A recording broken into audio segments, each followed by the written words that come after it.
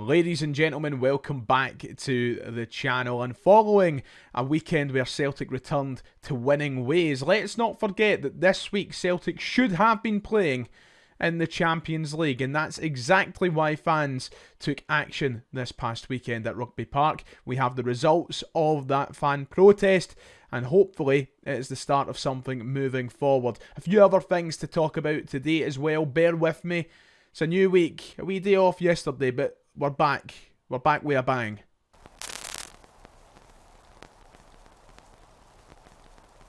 If you haven't already, please make sure to hit like and subscribe. It would be much appreciated. We're almost at 53,000 subscribers, which is just insane. So let's keep that momentum going. Let's keep up the support. I thank you guys as always, and let's get into today's video. Here's a reminder of how the league table looks after match day 5 in the Scottish Premiership. Celtic still sit top of the table despite Hearts sustaining their impressive start to the season. Our title challengers on 13 points as well, but we pipped them on goal difference. Rangers floating above the relegation zone on 4 points, like they were floating in Loch Lomond yesterday. Yep. That's right, we've all seen it by now, and at this point in the video I would just make a joke or say something quite cheeky.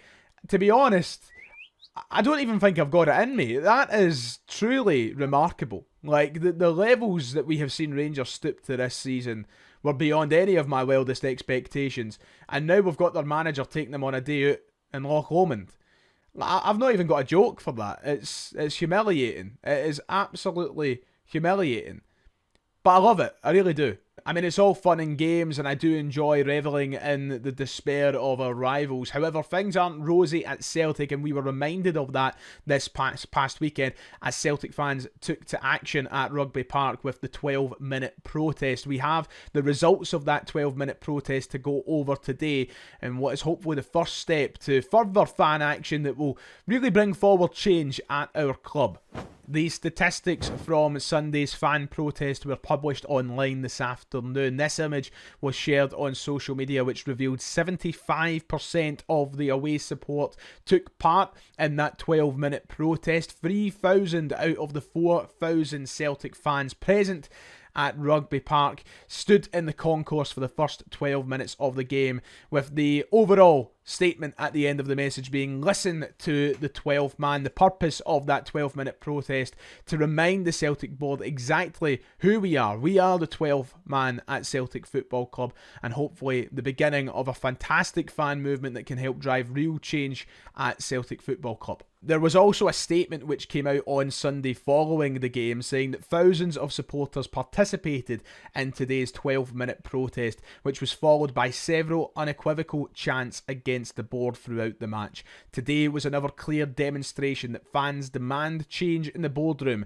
back the team, sack the board, and I'm sure you've seen all the images by now of the thousands of Celtic supporters who stayed in the concourse for the first 12 minutes of the game. That full concourse area was jam-packed with 3,000 Celtic fans who are reminding the board each and every day that we are being mistreated, we are being ignored, and it won't happen for much longer. We will force them to listen. They can't ignore us forever, and I'm truly proud of the supporters for taking this first step on Sunday. As someone who wasn't fortunate enough to get a ticket for the game on Sunday, I'm a huge advocate for what we're doing. I'll continue to be a huge advocate for what we're doing, whether that's home or away. I will use this platform as a reminder to all fans to be united and driving forward this fan movement, and hopefully through a lot of patience and a lot of persistence, it's something that will work and pay dividends to the Celtic supporters. On that note, I would just like to issue a reminder very quickly that this is something that is there to unite Celtic fans, not divide Celtic fans. And I've already seen people online who weren't present at the game on Sunday, like myself, trying to create a divide between supporters, trying to create a mentality that some fans are better than others for either walking out on the team for 12 minutes or staying in the stands and not staying with other supporters for 12 minutes. This was always brought forward with the intention of uniting supporters and for allowing individual action amongst supporters. If you chose to partake in the 12 minutes, good. If you didn't choose to take part in the 12 minutes, then okay, that's fine as well. I don't think that this has to be turned into a competition. This doesn't have to be used as something to divide fans. It's something that over time, hopefully, will bring everyone together, and hopefully the purpose of it can be made clear as more comes out. This is only the beginning, and as things stand, more meetings are being set up. The fan action group is being put together, and we'll have more statements and announcements soon on what is the next route forward. So I've seen a lot of people asking, well, what comes next? We've done this first walkout, we've done this first 12-minute protest, but what do we follow it up with? Well, details about that will come out soon enough. There seems to be a lot of good work going on behind the scenes with those heads of the committee that organised the meeting last week, with this new fan action group that's been put forward. There's a lot to be positive and a lot to be optimistic about, and having 75% of supporters taking part in the first protest on Sunday, that is something to be incredibly proud of, I think. So yeah, a lot of things to be positive about. Now, on Friday, we spoke about Brendan Rodgers' comments in relation to the fan protest, and he made it perfectly clear that he understands the fans' frustrations, because first and foremost, he is a fan, and he seemed pretty supportive in the fans for what they were trying to achieve. And we've also got the likes of Chris Sutton, who stood up for the fans on Sky too, because as usual, you have people who aren't related to the club giving the same old buzzwords that we're entitled, that we're demanding. Chris Sutton put it perfectly to Boyd and Co on Sky this weekend when he said, look, if fans pay their hard-earned money, they are entitled in a way to know what is going on and what the club's process is with that. I think we understand what other clubs' transfer policies are and the way that other clubs are run, but nobody understands what Celtic are playing at. So why can't fans be ambitious? And Chris Sutton has put it perfectly. Why can't we be ambitious? What we want is for the best of our club, and we want our club to be able to challenge at the highest level. We saw Rangers, and I hate banging this drum all the time, we saw them go to a Europa League final a few years ago. Celtic haven't even got close. And that's because we don't know what we're doing off the pitch. The fans don't have a clue what the long-term strategy is at the football club, and we're entitled to know that, and that's exactly what we're trying to achieve. We want the answers to the questions, we want change at the club, and thankfully fans are taking action in their own hands. So yeah, good stuff. And I don't think this concern is going anywhere anytime soon. Now, I know a lot of people have those same concerns of what happens if Celtic win a few games in a row, what happens if we start the Europa League campaign brilliantly, what happens if January we see investment back into the team. Will that calm the tempers of Celtic fans, and will we start to see this action peter out? No, I really don't think so.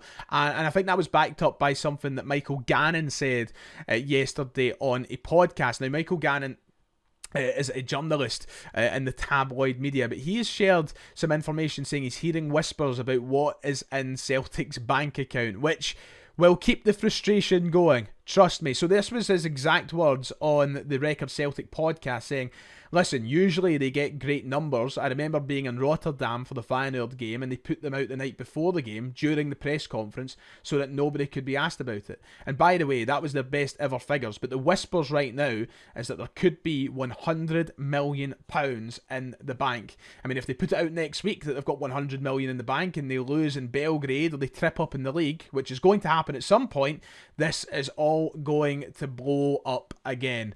Yeah, so I remember obviously the last couple of years, the financial statements coming out in September, October time revealed that Celtic had upwards of £70-80 million in the bank. But if it's a £100 million this time, and Celtic fans have to face the reality, we've had all that money, which we already know, by the way. I've already thrown the number 100 million around on this channel quite a bit these past few months, because I was expecting to see that in Celtic's bank account with the business we've conducted and with the Champions League football of the last couple of years. But if it comes out, statistically, we have pure fact, statistics to back up the truth, that there's 100 million sitting there, we haven't spent money, that's only going to irk the Celtic supporters more, and that's only going to aid exactly what we're setting out to achieve even more. There will be no excuses for the Celtic board to stand on, and they should be taken to task when the AGM rolls round in November. So if that is true about the £100 million and the whispers are correct, that is only going to spearhead this movement forward. And quite rightfully so. And yeah, if things do blow up again, it'll be quite right. 100%. And that's why I don't think this is going anywhere anytime soon. And it's certainly why we shouldn't let it go anywhere anytime soon. Because we need to remind everyone of how disappointing that summer transfer window was. How angry we were when we were knocked out of the Champions League. We can't let any amount of good results or trophies let us forget what went wrong. And I think that that's something that we're setting out to achieve by creating this kind of fan group moving forward so that we can sustain these concerns. And yeah, listen, let it blow up as much as possible. That's my message. Right, back to the real football to end off today's video. And Celtic, of course, take on Partick Thistle in the next round of the League Cup this Sunday. And that match will be played without the presence of VAR. That has been confirmed as of this morning. Celtic's trip to Firhill will have no video assistance. Kevin Clancy will referee the game without any sort of interference. And for some people like myself who are anti-VAR, that might come as a welcome change. But for some people who are anti-Kevin Clancy and the rest of the SFA referees, that might be somewhat concerning. Of course, there is no VAR installed at Firhill because they're not in the top flight of Scottish football, and there will be none temporarily installed this weekend. So a bit of a old-fashioned game, and I actually quite look forward to that. And I know a lot of people will be concerned about mistakes happening and the quality of Kevin Clancy's performance as a referee, which I am concerned about, by the way. But I generally don't think VAR makes them any better in this country. I don't, and if anything, VAR just ruins the game for me. So I'm actually looking forward to a bit of the old football being back. I know that might be a controversial opinion to some people, but if it was up to me, I'd get rid of it altogether anyway. So that's just one man's opinion. I just can't stand it. I can't stand it at all. He will be referee this weekend, joined by Ross McLeod and David Dunn as linesmen. So yeah, interesting to see how that goes. Any mistakes will be blown up massively following that game. You already know that. So hopefully it's as clean a game as possible. And hopefully Celtic just get the job done without having to rely on any sort of luck or penalties or anything like that. Just go and blow Partick Thistle out the water and make the referees a non-story. That would be the ideal situation. But Partick will be up for the game. I think it'll be a tough one. And I'm looking forward to it. Right, that does it for today. If you have enjoyed, please make sure to hit like and subscribe. It would be much appreciated. We'll be back tomorrow with more content. Something a little bit different coming tomorrow as well. So until then, take care of yourself, and I'll see you all next time.